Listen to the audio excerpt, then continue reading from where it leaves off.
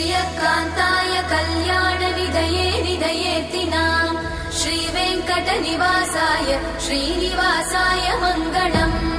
लक्ष्मी सविभ्रमालोकसुभ्रूविभ्रमचक्षुषे चक्षुषे सर्वलोकानां वेङ्कटेशाय मङ्गलम् श्रीवेङ्कटाद्रिशृङ्गाग्रमङ्गलाभरणाङ्गये मङ्गलानां निवासाय श्रीनिवासाय मङ्गलम् सर्वावयव सौन्दर्य सम्पदा सर्वचेतसां सदा सम्मोहनायास्तु वेङ्कटेशाय मङ्गलम्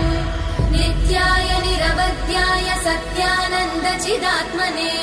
सर्वान्तरात्मने श्रीमद् वेङ्कटेशाय मङ्गलम् स्वतः सर्वविदे सर्वशक्तये सर्वशेषिने सुलभाय सुशीलाय वेङ्कटेशाय मङ्गलम्।